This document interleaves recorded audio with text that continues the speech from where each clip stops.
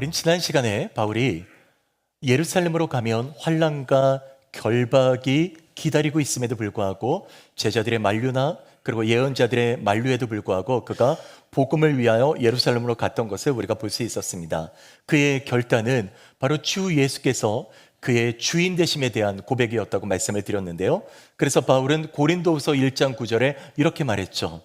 우리는 우리 자신이 사형 선고를 받은 줄 알았으니 이는 우리로 자기를 의지하지 말고 오직 죽은 자를 다시 살리시는 하나님만 의지하게 하심이라. 이 고백은 바로 사형 선고를 받은 바울의 그 고통과 두려움과 아픔 가운데도 그가 믿음으로 이겨낼 수 있었던 것은 바로 죽은 자를 살리시는 하나님을 의지했기 때문이라는 고백이었습니다. 바로 그의 삶의 모든 주권자 되시는 고백에 대한 믿음이었죠. 그래서 우리가 말씀 안에 함께 나눴던 것은 우리가 세상 가운데 삶 가운데 두려워하는 그 두려움의 크기보다 더 크고 위대하신, 그리고 우리를 능하게 하시며 강하게 하시는 그 하나님을 의지하는 믿음으로 우린 모두가 함께 지난 한 주간 주님을 주되심을 인정하고 살아가는 그런 성도의 삶이었음을 믿습니다.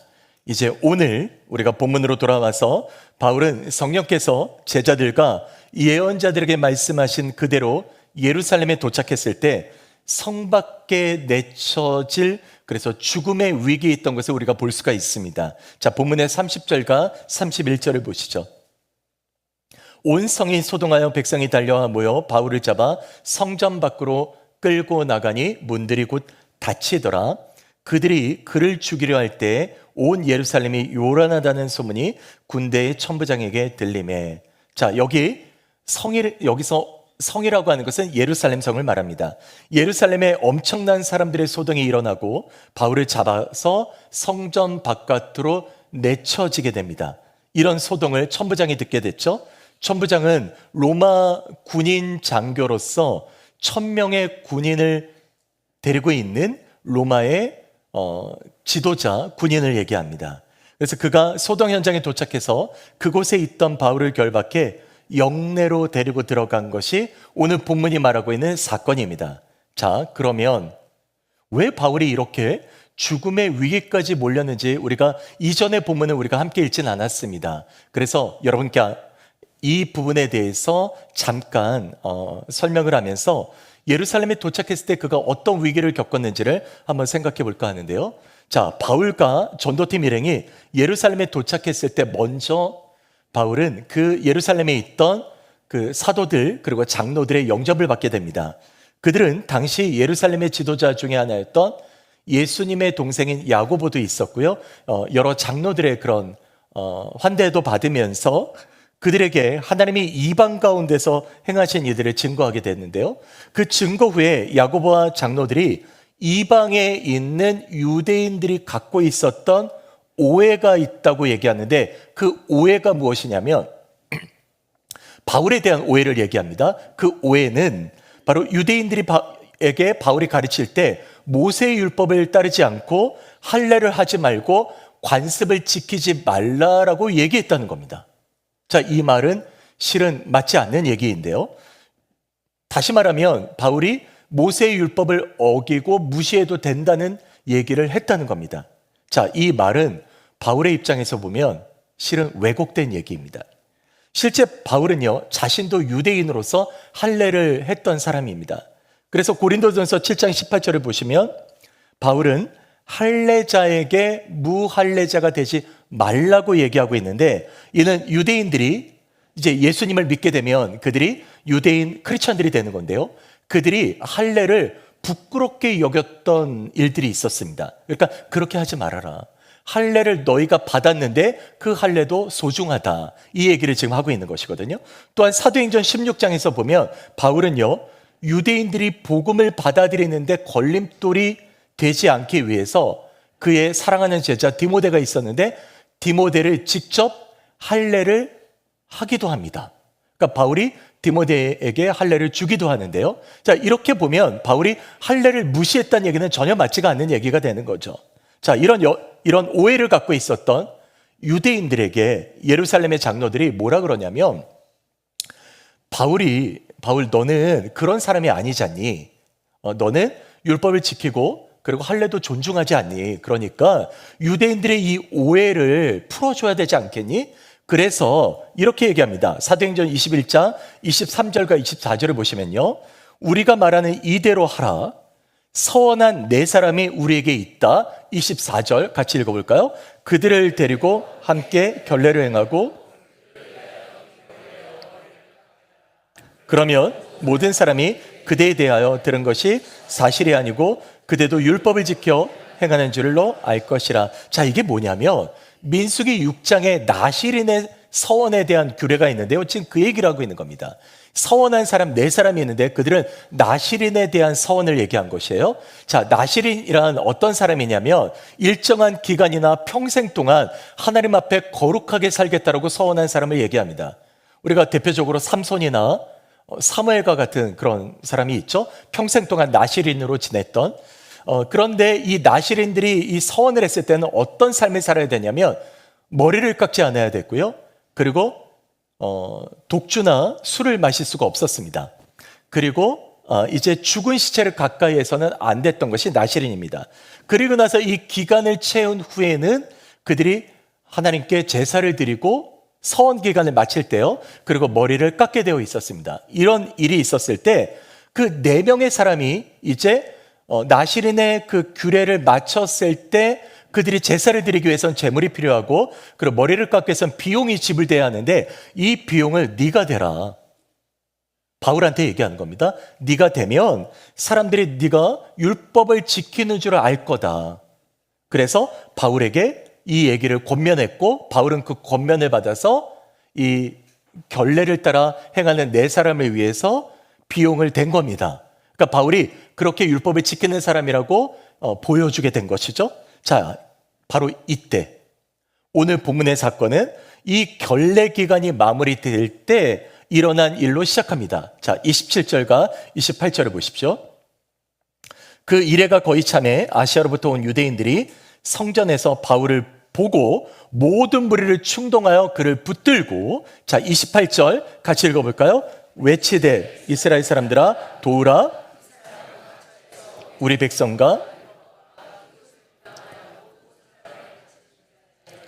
또 헬라인을 데리고 이 거룩한 곳을 더럽혔다 하니. 자, 28절을 다시 보시면요, 이 구절 두 가지 비방을 얘기해요. 두 가지 분노를 표출합니다. 하나는 뭐냐면 바울이 사람들을 가르치면서 유대인들의 동족의 율법을 어기게 했다는 겁니다. 율법 모독죄가 되겠죠. 그리고 또 하나는 뭐냐면 헬라인을 데리고 성전에 들어가서 거룩한 곳을 더럽혔다고 얘기합니다. 성전 모독죄에 대해서 얘기합니다. 여러분, 이 율법을 어겼다는 말이나 성전을 모독했다는 말이 바울에 대해서 정당했을까요? 아닙니다. 정당하지 않습니다. 먼저 바울이 율법을 비방했다는 것은요, 이미 우리가 얘기했듯이 네 사람의 서원을 바울이 돕지 않습니까? 율법을 지켰다는 거예요. 그러니까 이 사람들이 바울에 대해서 막 분노하고 비방하고 그리고 몰려들고 있는 것은 정당하지가 않는 겁니다. 그리고 성전을 모독했다는 것 또한 정당하지 않습니다. 이 다음 구절 29절을 보십시오. 유대인들의 분노가 거짓이라는 것을 성경은 이렇게 증언하는데요, 이는 그들이 전에, 그러니까 백성들이 분노한 것을 얘기하는 겁니다. 그렇게 백성들이 분노한 그것을 그들이 전에 에베소 사람 드로비모가 바울과 함께 시내에 있음을 보고, 그러니까 시내에 바울과 드로비모가 있었던 것을 보고 그 드로비모가 지금 바울이 성전에 그를 데리고 들어왔다라고 생각했다는 겁니다. 그러니까 이거 얼마나 부당한 것입니까? 실제로 그 유대의 역사가 요세푸스가 쓴 그 전쟁사, 유대 고대사를 보면 이런 기록이 있습니다. 그 성전의 안뜰과 그리고 그 바깥에 이방인의 뜰이 있는데 그 성전의 안뜰과 이방인의 뜰을 구분하는 벽이 세워져 있어요. 한 이 정도 되는 그 벽에 비문들이 있는데 이렇게 써 있다고 합니다. 어떤 이방인도 성전 주위의 난간과 울타리 안으로 들어올 수 없다. 적발되는 자는 누구든지 그로 인해 초래되는 죽음에 대해 스스로 책임을 져야 한다. 죽는단 말이에요. 그러니까 성전 모독죄가 그들이 죽일 수 있는 죄이기 때문에 그들이 지금 이 성전 모독죄로 바울을 걸고 들어가는 겁니다. 결론적으로 말하면 바울을 죽이기 위해서 그들은 율법 모독죄와 성전 모독죄를 만들어 낸 겁니다. 거짓이죠. 조작한 겁니다. 그리고 이 조작된 증언을 갖고 바울을 죽이려고 달려들었고 실제로 바울은 성 밖에 내쳐져서 죽음의 위기에 닥치게 된 겁니다.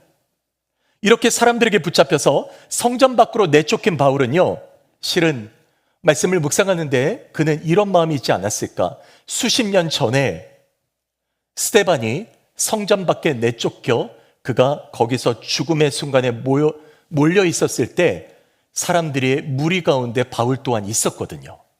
그러면서 그의 죽음에 동조했던 사람이 바울이었습니다. 그런데 지금은 그 반대가 된 겁니다.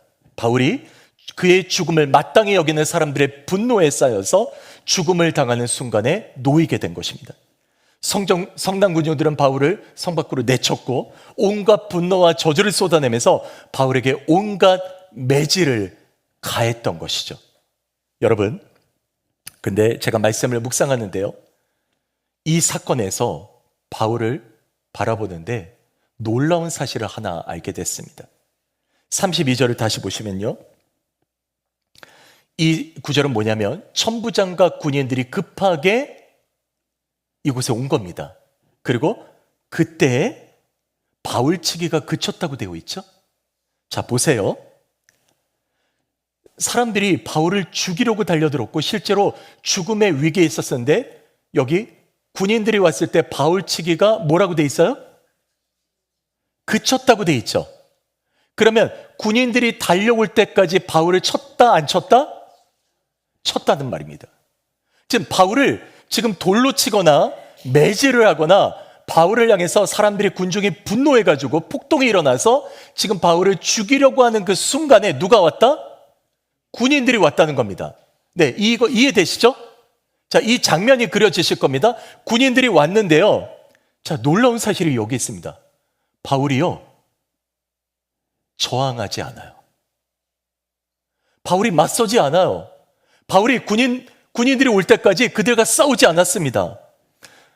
우리 옛말에요, 지렁이도 밟으면 꿈틀대는 말이 있습니다. 자, 이 말은 연약하고 온순한 사람이라도 누군가 괴롭히거나 그리고 억울하게 하면 그도 또한 화를 낸다, 이런 말을 하는 건데요, 인간은 보편적으로 내가 당한 만큼 그거에 대한 반응을 보이게 되어 있습니다.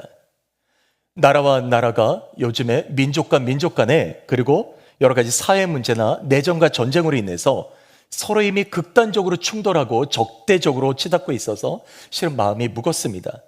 근데 실제로 인간은 우리가 어떤 일을 당하거나 어떤 관계에서 억울하거나 화를 낼 일을 하게 되면 저항하게 되어 있거든요. 이게 보편적인 거예요, 인간의. 그런데 바울은 저항하지 않습니다. 바울은 아무 일도 하지 않아. 혹 바울이 유대인들에게 맞서지 않은 것에 대해서 아마도 그를 대적하는 유대인들이 자기를에게 거짓되게 했거나 그들의 말은 거짓이야, 그들이 잘 몰라서 그랬던 거야 라고 생각했던 것은 아닐까. 그런데 실은 더 그렇지 않은 것은 이것만이 아닙니다. 바울을 더욱 힘겹게 했던 것은 뭐냐면 그가 장로들의 권면을 따라서 서원한 네 사람을 데리고 그들과 함께 예배드렸던 현장에서 잡혔다는 겁니다. 여러분, 이렇게 한번 예를 들어 볼 수 있을 것 같아요. 열심히 신앙생활하는 어떤 성도가 있다고 합시다. 자, 그냥 쉽게 김집사라고 합시다. 그 김집사는 교회 꾸준히 일을 마다 않고 봉사하고 섬기는 분이세요. 그런데 이상하게도 사람들은 김집사의 말을 오해하고 그리고 시기하고 모함하고 험담을 한다면 여러분, 김집사가 받는 상처는 어떨까요? 여러분, 김집사가 어떤 마음이 들까요? 괜찮을까요? 안 괜찮겠죠? 굉장히 속상하고 화가 날 겁니다. 바울이 장로들의 말을 순종했고요, 그리고 율법을 지키는 바로 그 현장에서 유대인들의 모함에 잡혔죠. 그리고 죽을 위기에 놓였습니다. 그렇다면 여러분이 바울이라면 어떻게 할까요? 화를 낼까요? 안 낼까요? 안 내시겠습니까? 바울처럼 화를 안 내실 것 같아요? 저는 그렇지 않을 것 같아요. 저항하는 게 맞습니다. 화를 낼 일이 많죠. 그러나 그는 저항하지 않습니다. 여러분, 우리 이 사건에서 어떻게 바울이 그 죽음의 순간에도 믿음을 지켜낼 수 있었는가 말이죠. 어떻게 저항하지 않고 담대할 수 있었을까? 말씀을 묵상하는데 한 두 가지 정도가 마음에 다가왔습니다. 먼저 첫 번째로는요, 그는 사건과 바로 그 사건, 죽음의 상황에 매몰되지 않았고 그 너머에 계시는 누구를 봤다? 하나님을 봤다. 하나님을 본 것입니다. 여러분, 정직히 말해서 바울이 겪은 일은요, 도저히 받아들일 수 없는 사건입니다.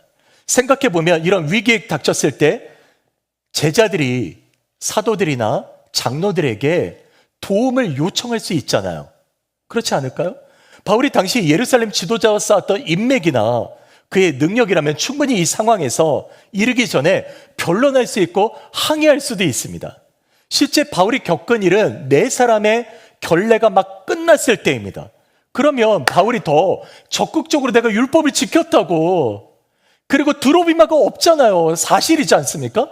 드로비마가 없으니까 나는 이방인을 성전 뜰 안으로 데리고 들어가지 않았다라고 항변해야 됩니다.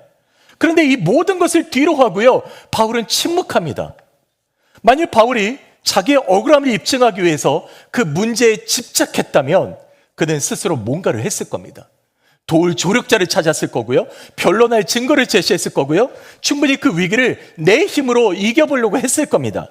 그러나 그는 그 상황과 사건을 본 것이 아니라 아마도 수십 년 전 스데반이 사람들에 의해서 죽임을 당했던 그 순간에 맞서지 않고 하늘을 우러러보며 성령의 충만함으로 인자가 하나님 우편에 계시는 것을 봤던 것처럼 바울은 뭘 봤을까요? 죽음 너머에 계시는 부활하신 그리스도를 보게 된 것입니다.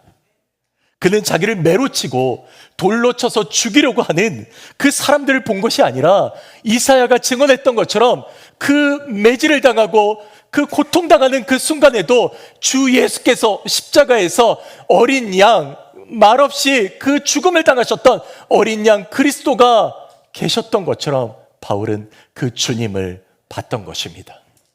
여러분, 그럼 어떻게 이 죽음의 순간에 바울은 하나님을 볼 수 있는 믿음이 있었을까요? 어떻게 그렇게 할 수 있었을까요? 그건 분명합니다. 그는 바로 그의 시민권이 하늘에 있음을 알고 있었기 때문입니다. 그래서 빌립보서 3장 20절을 보십시오. 이렇게 고백하죠. 그러나 우리의 시민권은 어디에 있다? 하늘에 있는지라. 거기로부터 구원하는 자 곧 주 예수 그리스도를 기다리노니. 여러분, 바울은요, 이 땅에 속한 사람이 아니었습니다. 바울의 시민권은 하늘에 있는 사람이었고, 그래서 그는 그의 아픔의 상처와 그 고통스러운 문제 가운데도 그 상황을 본 것이 아니라 그 너머에 계시는 바로 주 예수를 바라볼 수 있던 것입니다. 여러분, 이것이 바로 하늘의 시민권자를 가진 바울의 정체성이었고요, 그가 그래서 밟고 있는 그 땅에 연연했던 것이 아니라 바로 하늘에 있는 하나님의 나라 성도로서 그가 하나님의 영광을 목도했기 때문입니다. 바로 이런 시민권자인 바로 성도가 바로 저와 여러분들이십니다. 예수를 주와 그리스도로 고백한 믿음의 성도라면 바로 여러분들의 시민권은 어디에 있다고요? 땅에 있습니까? 하늘에 있는 것입니다. 믿으십니까? 하늘에 있는 시민권자로서 우리가 이 땅에 살아가는 것이죠. 이 믿음의 고백이 우리에게 있을 때 우리는 어떤 상황과 사건에도 불구하고 그 너머에 계시는 주 예수를 볼 수 있게 되는 것입니다. 여러분, 이 믿음을 고백한 성도들은요, 바로 그 주님의 은혜를 만나게 되어 있습니다. 그래서 바울은 주님의 은혜를 로마서 8장 28절에 이렇게 고백하죠. 우리 같이 읽어볼까요? 하나님을 사랑하는 자 곧 그 뜻대로 부르심을 입은 자들에게는 아멘, 아멘. 여러분, 여기서 모든 것이란 내가 겪고 있는 어떤 상황이라도 그 상황이 좋은 일이든 그렇지 않든, 때로는 질병으로 인해 아파하고 상처와 아픔을 겪고 뭔가 잘 되지 않는 일이라 할지라도 그곳에서, 바로 그 안에서 하나님께서 우리를 선한 길로 인도하신다고 말씀하십니다. 하나님의 선. 여러분, 이 하나님의 선은 그러므로 이 세상의 성공과 행복의 기준이 아닙니다. 하나님의 선은요, 하나님의 우리를 통해서 하나님의 뜻 가운데서 만들어 가시는 하나님의 계획입니다. 그래서 궁극적인 선은 바로 그리스도를 따라가며 그리스도와 함께 동행하는 삶을 의미합니다. 그래서 바울은 에베소서 2장 10절에 더불어서 이렇게 말했죠. 우리는 그가 만드신 바라 그리스도의 선을 위하여 지음심을 받은 자니 이 일은 하나님이 전에 예비하사 우리로 그 가운데서 행하게 하려 하심이니라. 아멘. 그렇습니다. 예수 안에서 우리는 선한 일을 행하도록 부름을 받았고 선한 일을 행하도록 지어가심을 받았다라고 말씀하십니다. 이는 우리가 겪고 있는 어떤 즐거움이나 어떤 어려움이나 어떤 공고함이나 어떤 상처나 우리가 부하거나 가난하거나 우리가 어떤 삶이라도 바로 하늘의 시민권자로서 우리가 살아갈 때 하나님이 그 삶을 통하여 하나님의 나라, 하나님의 선을 이루어 가신다는 말씀입니다. 바로 이것이 저와 여러분에게 주어진 하늘의 시민권자의 은혜인 것이죠. 바로 이런 삶을 통해서 우리가 나아갈 때 바울이 겪었던 그 죽음의 현장, 아니 우리가 겪어야 될 어떤 고통과 어려움이 있다 하더라도요, 우리는 바로 그곳에서 하나님의 영광을 바라볼 수 있는 믿음의 눈을 열어달라고 기도하는 저와 여러분 되셔야 됩니다. 하늘의 영광을 바라볼 수 있는 하늘의 시민권자로서, 그래서 어떤 가운데 있더라도 그 너머에 계시는 하나님의 역사를 바라볼 수 있는 그 믿음이 바로 저와 여러분에게 있게 되길 주의 이름으로 축복합니다. 사랑하는 여러분, 바로 그럴 때 이 장벽을 뛰어넘어서 역사하시는 주님을 만나는 성도가 되실 겁니다.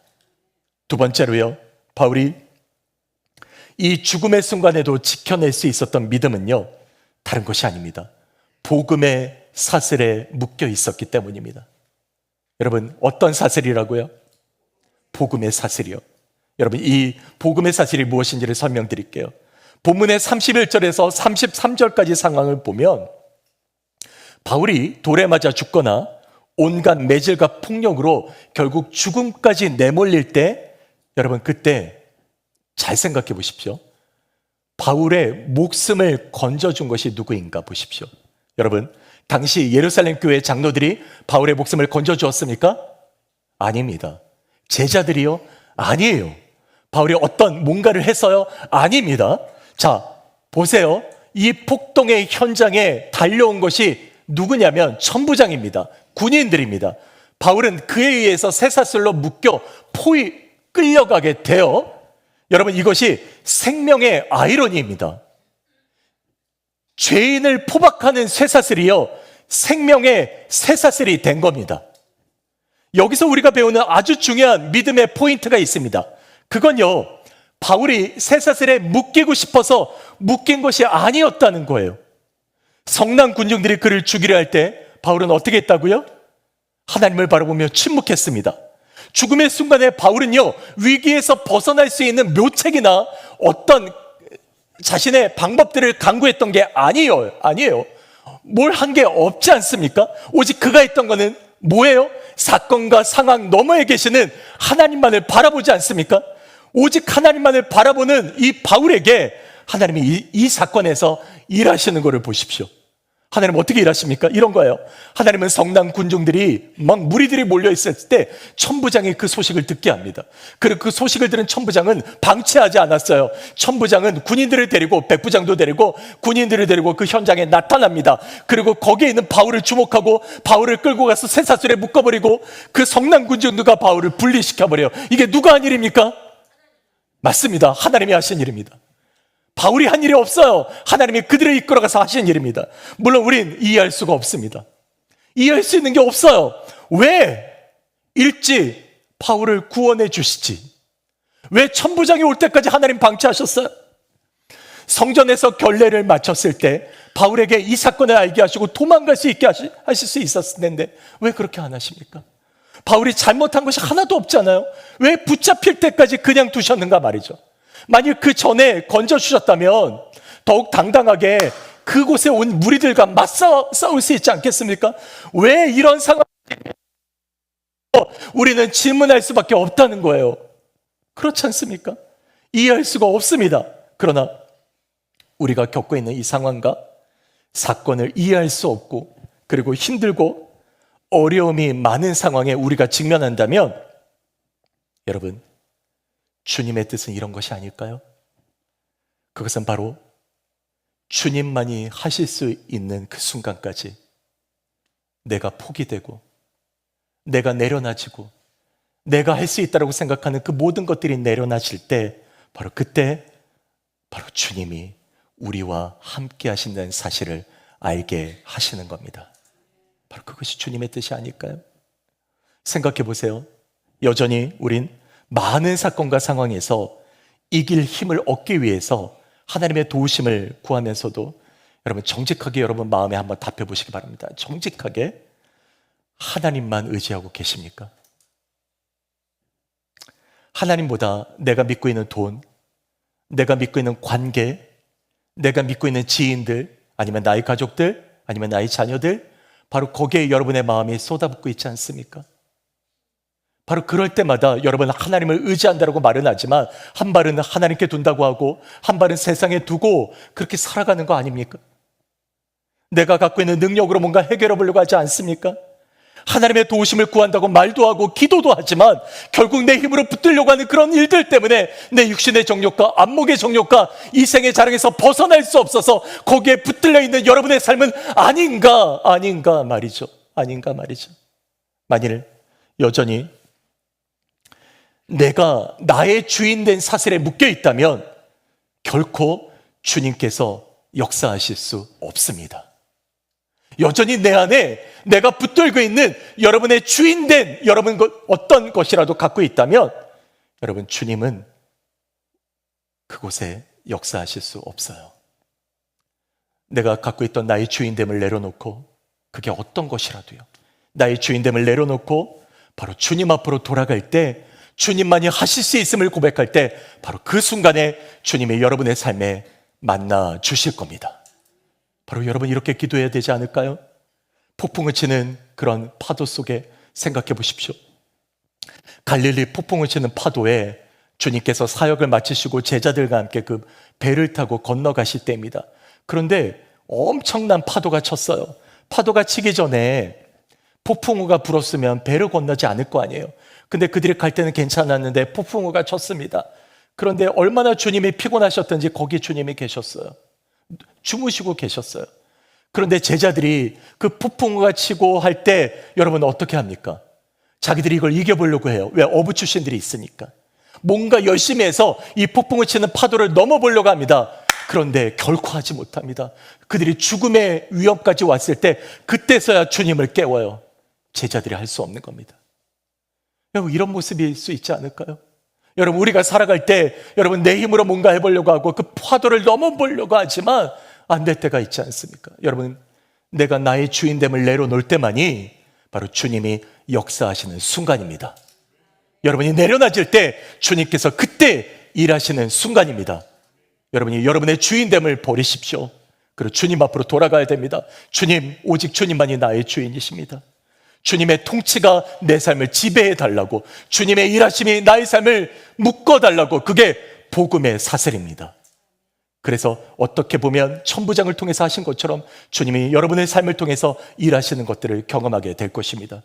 이 믿음의 고백, 그리고 주님을 바라볼 때 주님만을 향해서 나아가는 저와 여러분의 삶이 될 때 바로 그곳에서 주님께서 일하시는 삶의 현장에 여러분을 만나 주실 겁니다. 말씀을 마치면서 여러분께 이런 질문을 드리고 싶습니다. 사랑하는 여러분, 답해 보십시오. 여러분은 복음의 사슬에 묶여 계십니까? 아니면 여러분 여전히 여러분이 묶고 있는 여러분 자신의 사슬에 여러분을 묶고 계십니까?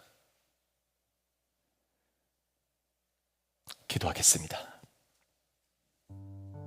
이 시간 여러분을 묶고 있는 사슬이 있으세요?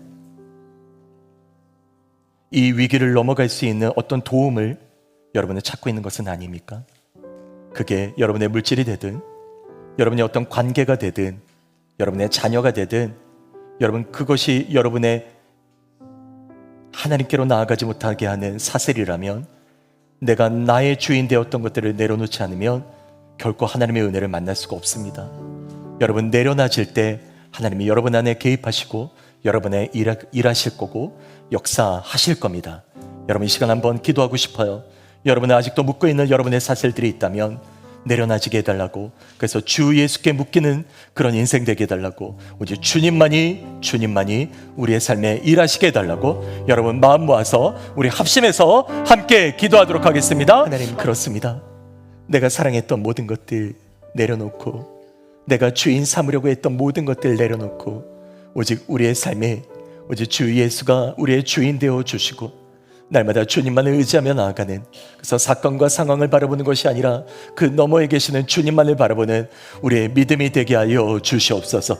어떤 상황에도 이 시기들을 이겨낼 때 내가 내려놔줘야 될 것들이 있다면 주님 가르쳐 주시고, 그리고 주님만을 더욱더 붙들고 나아가는, 그래서 깊은 폭풍우와 파도가 칠 때에도 오직 주님이 동행하시는 놀라운 역사를 경험하는 우리 모두가 되게 하여 주시옵소서. 주님, 오늘 예배 공동체 가운데 함께 하시고 돌아가는 발걸음에도 주의 위로와 평강이 함께 하여 주셔서 주님과 날마다 동행하는 우리 모두가 되게 하여 주시옵소서. 일하시고 함께 하시는 주님께 감사드리며 주 예수님의 이름으로 기도드립니다. 아멘.